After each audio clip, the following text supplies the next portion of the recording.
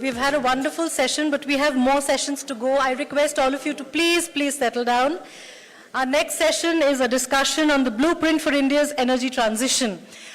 Our panelists have already joined us on stage. For those of you who missed it, once again, I'm introducing them to you. Honorable Minister for Power and New and Renewable Energy, Shri R.K. Singh, Ganesh Srinivasan, CEO of Tata Power Delhi Distribution Limited, and Tulsi Tanti, Chairman of Suzlon Energy. Can I have a round of applause for our panelists, please? And may I once again request all of you to please settle down, be seated, so that we can move on to this session. I think Shri R.K. Singh is going to deliver the address first, and then we'll continue. All right, thank you. A round of applause, please. Thank you.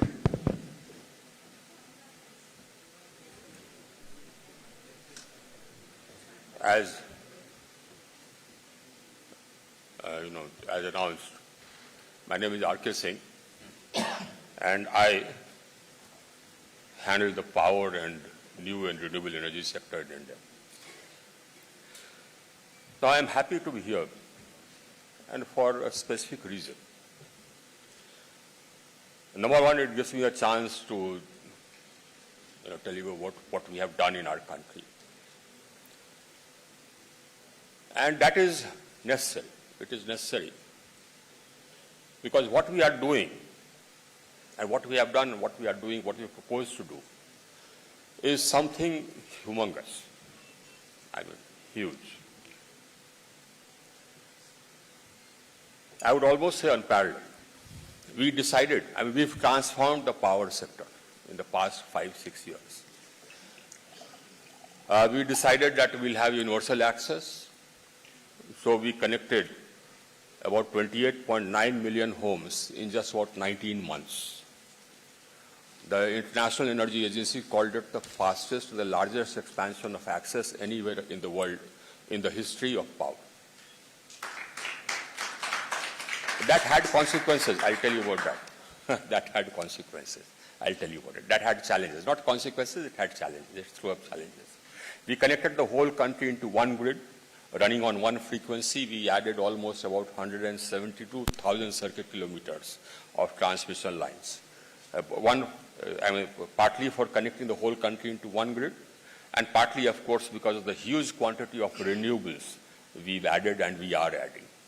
So now, it's one of the largest unified, in fact, perhaps the largest unified grid in the world, running on one frequency with one controller, one national controller. What this did was unify our country into one market. So you can generate power in Tamil Nadu and sell it in Jammu and Kashmir or Arunachal Pradesh or vice versa.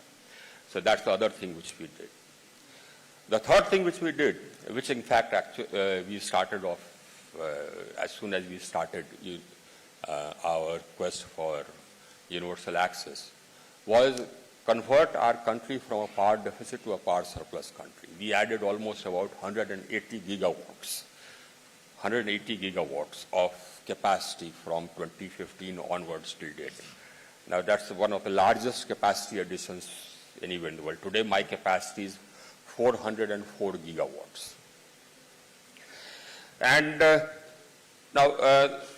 that proved to be handy, and I'll tell you why.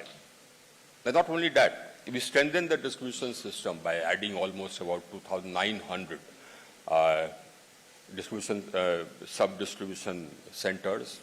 You call it substations, we call it.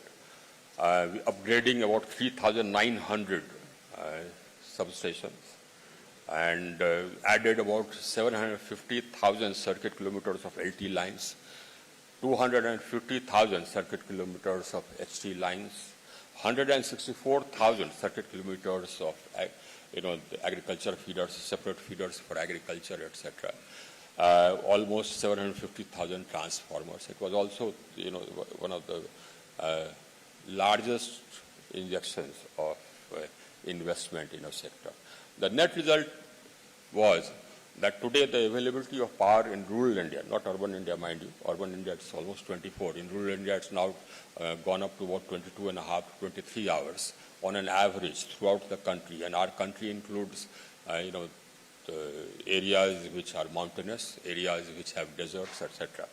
So, and we brought this up from about availability of power for about 12 hours, which used to be there when our government came to office in 2014, 2015. So we brought about a huge sort of transformation in the sector. Now, because we added, as I said, all this had challenges. Because we added 28.9 million consumers, therefore our demand shot up. In the past couple of years, our demand has gone up by almost 20%. 20%, mind you, for a country this size. But we handled it. We handled it. We didn't have large-scale blackouts, even though many of our opponents, gleefully announced that now we'll have blackouts. It didn't happen. It didn't happen. It won't happen. And that is the quantum of increase in demand which we have handled. So, and the fact that we handled it and we are handling it, I think, is a matter of great satisfaction. That's the other aspect of all this. Then apart from this, we decided that we'll want to contribute to healing the environment because we believe in it. Because despite the fact that our per capita emissions are 1/3 of the world average, our per capita emissions are one of the lowest in the world. If you look at the total carbon load, which accounts for global warming, the total CO2 load, which accounts for global warming, our contribution to the total CO2 load till date is just 3.4%, and our population is 17.7%. That's what it is. So the quantum of CO2 contribution by our country, I'll repeat again, is just 3.4% against a total population size of 17.7% of the world population. So despite all this, I mean, we don't look at that. Despite all this, we decided that environment was important. Our government decided our environment is important. Our Prime Minister decided that environment is important. So we set ourselves huge targets. We decided and we committed accordingly in COP21 in Paris that by 2030 we'll have 40%, imagine, 40% of our capacity coming from non-fossils. And I'm happy to inform you that today we've reached 41.5%. That is a good 9 years in advance. So we achieved our NDC target. We achieved our NDC target from almost about 3-4% to 40%, a good 9 years in advance. The other target which we had set for ourselves was to reduce the emissions intensity of our economy by 33 to 35% by 2030. This again, despite the fact that the emissions intensity of our economy was one of the lowest in the world. And I'm happy to inform you that today we have reduced the emissions intensity of our economy by about 30% already. So we shall cross that in about a couple of years' time. In fact, well before the 2030 target. Now, because of that, we upped our ambitions in Glasgow. And in Glasgow, we pledged that by 2030, 50% of our capacity will be from non-fossils. And we'll reduce the emissions intensity of our economy by 45%. Now, all this despite the fact that we are a growing country. All this despite the fact that we are a developing country. If you have reached a certain level of development, then your expenditure on sectors which are hard to abate or sectors which result in huge emissions is less. Because, for example, let's take the building stock. Now, so your investment or your expenditure on building stock will be much less than my investment on building stock. So the development requires more cement, more steel, etc. All these are hard to abate sectors. But despite all this, we've pledged this, despite the fact that our per capita emissions are one of the lowest in the world. And we shall achieve it. In fact, we shall not only achieve it, we propose to cross it and cross it substantially. The Bloomberg, one of the companies which carried out surveys, called us one of the fastest growing renewable energy capacities in the world. We aim to continue to be that way, right till 2030 and beyond. In fact, they also categorized us as one of the most attractive destinations for investment in renewables in the world. And that is that is why I came here. because we are getting investments from all over the world. Every major fund in the world is invested here in the renewable energy space. Today my capacity is non-fossil fuel capacity is 168 gigawatts. And out of that, only 6.7 gigawatt is nuclear. The remaining is all renewable. And in that, in setting up that capacity of 161 gigawatt of renewables, I didn't have to put in a single penny. All the investment came from outside. All that we have to do was to work out a transparent bidding mechanism. All the capacity which is added on the basis of transparent bids on tariff. And people compete, and my renewable energy market is one of the most competitive in the world, because as I said, almost every fund in the world is invested here. And if you are not here in the renewable energy field, then you are missing out on the biggest market which is there in the world. That's my message to you. And it has not stopped as yet. We will cross 50%. We pledged 50% by 2030. I can assure you that we will cross 50% well before 2030. In fact, by 2030, and that's an internal target which I have set for myself and for my sector, that by 2030, my internal target which I have set for my people is 65% of non-fossils, up from 50. But that's not what, I'm not going to convey this officially. So we shall remain the biggest market and the fastest growing market in renewables in the world. So think about where you are, whether you are here or not. If you are not here, then you are missing something. That's all I can say. Now, what are the sectors which I'm going to add? You see, we've already, as I said, we are already adding a lot of solar. We are adding a lot of wind. Now, I am changing the mix a bit. We are adding solar. We are adding wind. We are adding solar-wind hybrid. We are adding solar-wind hybrid with storage, and basically, we are also expanding our hydropower capacity. Now, one change which I am bringing about is storage. Now, I can't switch over entirely to green unless I have storage, because naturally, the solar will not be available in the evening and wind will not be available when it does not blow. So I need storage. Now, the problem, of course, is that storage is expensive. I came out with a bid for 1,000 megawatt hours of storage. That bid has been finalized. In fact, it was one of the largest bids for storage in the world. And in fact, all my bids will be one of the largest bids in the world, because our size is so big.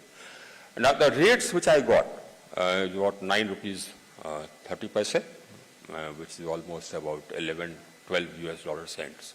That's a bit expensive. Is a bit expensive because my power cost from solar is in the region of, let us say, 2.5 or 2.6 US dollar cents. So 2.6 US dollar cents and a cost of storage of about 11 US dollar cents, that's 5 times the cost of the energy which will be stored. And that's per kilowatt hour, per unit. That's the cost. So I'm going to, the only way to bring down the price of storage, I think, is to start manufacturing here and to add volume. So that's what I'm going to do. Now, we've already come out with a bid for manufacturing of storage. That bid was well subscribed. I don't know whether any of you competed. If you didn't, you missed out. So that bid was a PLI, Production Linked Incentive bid, and it resulted in tying up capacities, manufacturing capacities of 50,000 megawatts of storage. Now, we'll come out with another bid, again for storage, which will be, this was agnostic. The next bid, PLI, Production Linked Incentive bid, which I'm going to come out with, will be only for grid level storage. Now, that is necessary because the requirements of storage for electrical mobility are slightly different, in fact quite different, from the requirements of storage for grid level electricity, where you want to store thousands of megawatt hours as we need to do. And so the chemistry required in that will be slightly different. It will not be lithium ion per se.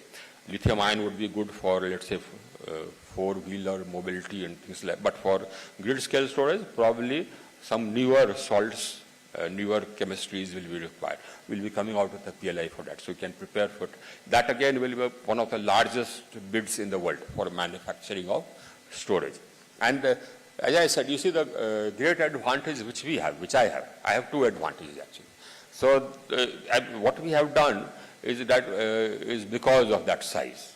It has enabled me to do that. One thing which this has done is, the size has done, and the fact that we connected every home did was that my demand is increasing. So I have space to add renewables.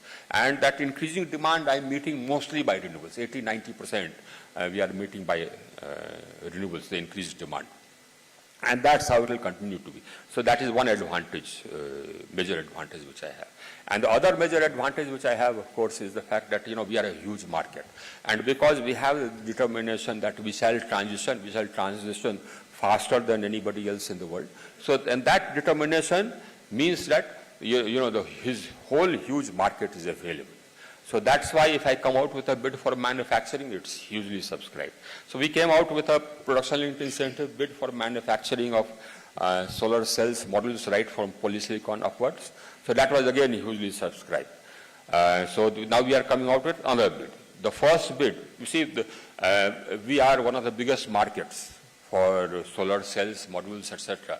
What was happening was that, our neighbor to the north, we had some manufacturing here, but our neighbor to the north, China, it was dumping cells, modules at very, very low prices, trying to kill our industry. So we put a safeguard duty.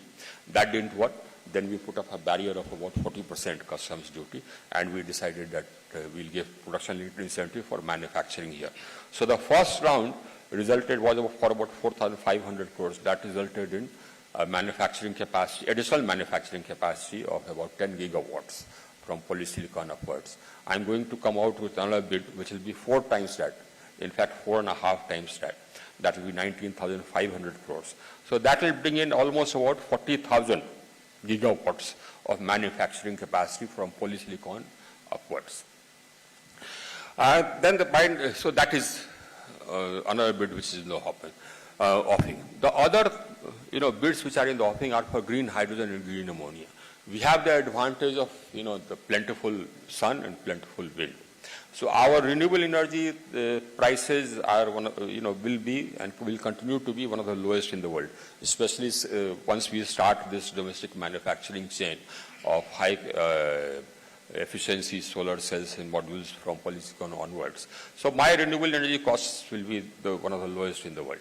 Now that will mean that my green hydrogen costs are already, my calculations show that they are competitive without any PLI, mind you. My green hydrogen costs are competitive without any PLI. My companies companies from India have already signing up contracts. So we shall be the biggest hub for manufacture of green hydrogen and green ammonia in the world. That again is our objective. So future bids, what we are doing is, we are laying down mandates. That's one of the things which enabled us to grow our renewable energy capacity and reached 40% in no time flat. And again, for green hydrogen, we are laying down mandates that we want the industries here to convert from fossil fuel feedstock to non-fossil fuel feedstock, means green hydrogen, green ammonia, in a certain time frame. So we lay down mandates that in first year, this % will have to be replaced by green. Next year, this % will have to be replaced by green, etc. So that gives a market. So that makes our bids huge. And that gives us the advantages of scale. So again, that's and all my bids are agnostic. You can be company from anywhere. You are welcome to come and compete. If your prices are least, you will get it. What we have done, of course, is that we made the entire system transparent. We have a robust dispute resolution mechanism in place, and we stand by the investor. So that's why so much investment is coming. I am always available, and I am always there. And I stand by the investors. So I make sure that you invest money, you will get a good return. In fact, all my companies are growing rapidly, and they will continue to grow rapidly. So green hydrogen and green ammonia is another sunrise sector, in which, I don't think, outside of China, no other country can compete with us. Next, of course, is offshore wind. So that also we have done the preliminary work. We should be able to come out with offshore wind bids in the next 2-3 months. That's my time horizon. And there'll be two types of bids. One sector we have already surveyed, LIDAR, wind speed measurements, etc. All that has been done. And we get the clearances before we bid it out. So you don't have any problem about getting clearances. And the other sector, we have not carried out this wind speed surveys, etc. We'll lease out the ocean bed to you, that ocean surface and bed to you. For 5 years, 6 years, you carry out your survey. And thereafter, you choose whatever site has the best wind speeds, etc., and best whatever sites will give you the best UF, and thereafter we'll hold the bid, and again it will be an open, transparent competition. Now, offshore wind again, because our demands are huge, and even the past 4 to 5 months, my demand has been growing at 18%. Can you imagine that? But I haven't had any power outage, or my power costs have not gone up through the roof like in most countries. It happened for maybe 5, 7, 10 days, but we took corrective action and that was taken care of. And so now that is how I aim for it to be going forward. That my demand will continue increasing. It will continue increasing because we are a huge country and we are growing. The great news is that we are growing. We are one of the fastest growing economies, large economies in the world. We will continue to be so. So the offshore wind bids, we have to begin with a modest target of about 60 gigawatts by 2030. Hopefully we shall cross that. As I said again, I'll conclude by saying the same thing. If you're not here, you are missing something. Thank you.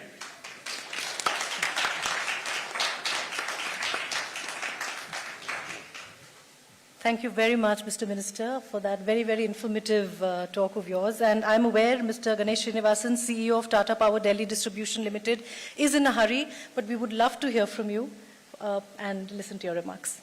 Welcome. Thank you, Minister Sir. Thanks for your dynamic leadership, because of which India has been really able to accelerate its energy transition.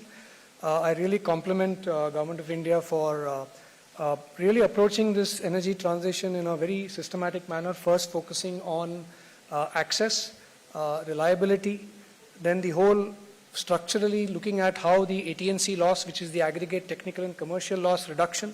A lot of work has been done in terms of technology, policy, and framework so that we are able to move to smart metering. It's probably the largest smart metering program by a country that we as India will be taking up across multiple states. So that's a huge business opportunity as well. And apart from the fact that it can reduce loss, AT&C loss, it has a huge benefit to the customer as well because of the availability of data, disaggregated data, slot-wise data which will be available to the distribution company, to the customer, to be able to plan better, to be able to project better. So apart from the transition that we will be doing in the green space, there's a whole change that we expect in the customer experience that because of smart metering, because of the multiple policies that the Government of India has brought in, including what is right now in the anvil, which is the choice to the customer, choice to the end customer. That's another big game changer that we expect to see. Also, the whole transition from to the green energy is something in the next 5 years, including multiple steps that have been taken for RPO, green hydrogen, as the Honorable Minister said, storage, and multiple other steps. So I would like to just compliment what the Minister said and say that the Indian industry, particularly the Indian power sector, is fully behind the energy transition. Also, the way the Government of India, including under the leadership of the Honorable Minister, has taken really the bull by the horns in terms of payment security from the distribution companies. I think that gives a lot of comfort to the investors. So thank you, sir, once again for your dynamic leadership. And we look forward to achieving all our targets much, much in advance. Thank you. Thank you very much.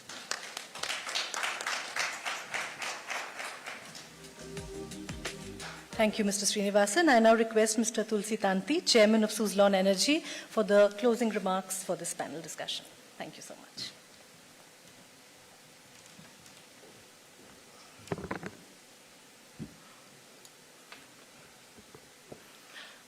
Very good afternoon, Honorable Minister. We really appreciate your time and presence with us. And what I'd like is you don't require people like us, iPad or notes or everything. You have everything in your hard disk. And with perfect numbers and everything. Really, we appreciate that. Shows the commitment and dedications towards the sectors. And that's giving us huge motivation to drive the business and sector. The post-COVID global economic environment is going through the huge transformations. Not only that, the geopolitical disturbance has disturbed the complete the energy market, and high priority for more than 200 countries to focus on energy transition. It's a great opportunity for India and US. This is accelerating by the high focus of the climate risk and geopolitical conflict will unlock the lot of new potentiality, new industry segment and new opportunities. This has resulted the high priority for energy transitions for the entire world. Given this context, both India and US government has already taken high positively and visionary steps in these directions. The way Minister Saab has already explained, India in last 4 to 5 years taken so many initiatives, and today we have reached the renewable energy capacity 160 plus gigawatt, which was just 40 gigawatts. So 3-4 times it is a capacity is added in last 5 to 7 years. It is the great move. Same time, our per capita energy consumption is very low. And the way Minister has explained is now the more connections and to each and every population has the access of the energy. So the per capita energy, we are the lowest in the world, can increase. So the need of energy is also increasing, population is increasing, the demand is increasing for the industrial and manufacturing areas. So India need more and more energy from 400 gigawatt to 1,600 gigawatt by 2050. So that is a great the window, and that will be satisfied through the renewable only, because that is the only energy source is the most cheapest in our country without any fiscal benefit. I think that is the great achievement of the government and industries. The similar US has also made the huge progress with currently the Biden government setting an Inflation Reduction Act with the ambitious targets. I think it's the best in the world. The new programs given by the governments, and it will support the renewable energy in the big way for the wind, solar, and hydrogen and ammonia capacity. The nearly more than $370 billion the program, or maybe it will go beyond that. I think it's a great the move is there. Among many programs by the Indian government, one prominent program allows the national grid to be used for the producing the green fuel. Here I would like to share with you very important strategic decisions. Rather than giving just fiscal benefit, India has given the whole national grid is available. We can produce power, the wind and solar, any part of the country, and we can take it to the power to the ports and produce the green fuel and export, and no charges is required. So really it is a very good initiative, and the same thing for our industries, large industrial load, cement, in the chemicals or textiles, or the cement, steel plants. They can also get the same way energy for the captive without the national grid any charges. So it's a willing banking and free charges. It is a very unique, any part of the world is such policy is not there, and because of that, the cost of energy, what we are producing at the location, we are getting at the consumption level. This is a very good initiative. US also think for that, because today $40 is the renewable energy megawatt hour price is in the US is there. If we use this simple policy framework, it will go down to $20 cent. So $20 megawatt hour will come. So 50% power cost can be reduced to produce the hydrogen and ammonia by the policy framework alone, which India is already practicing and working the very well. While the government of both the countries are doing remarkable work, now it is a time for industries to take over and to execute the both side of the target, and how we can create a synergy benefit. The both US and India company has a huge complementary skill in the area of R&D, supply chain, and asset investment. The window of both sides is a more than $1 trillion investment, but biggest opportunity is in technology, manufacturing, not just for the domestic market. We have 190 countries are available for the export from India and US. We can leverage that in a big way, because whole world is looking these things, but it should be affordable and sustainable. And that India and US jointly can provide, which we can easily compete jointly the neighboring country.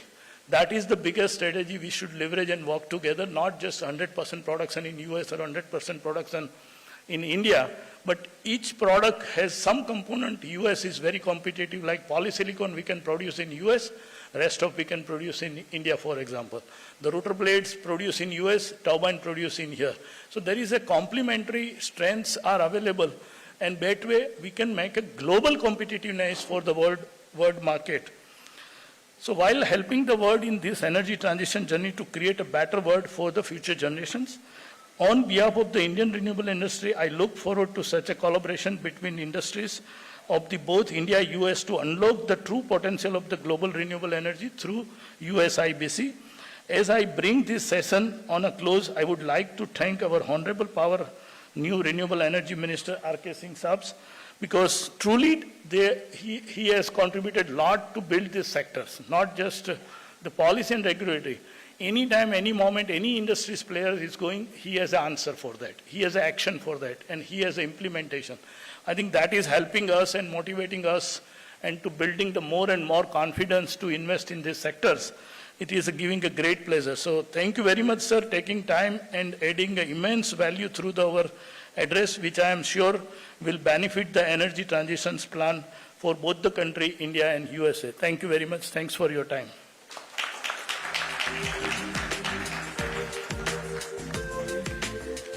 A lot of information there about how both our economies can cooperate in addressing the climate crisis and reaching our shared goal of a net zero economy. I thank our speakers. I would like to invite Ambassador Keshup on stage, and I would like to request both our panelists, Mr. Ganesh Srinivasan and Mr. Tulsi Tanti, along with Ambassador Keshup, to please present the green certificate to our Honorable Minister for Power and New and Renewable Energy, Shri R.K. Singh.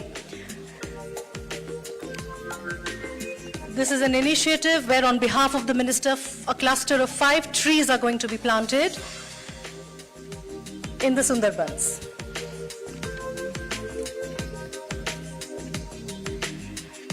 I would like to request the gentlemen to please assemble for a group photograph.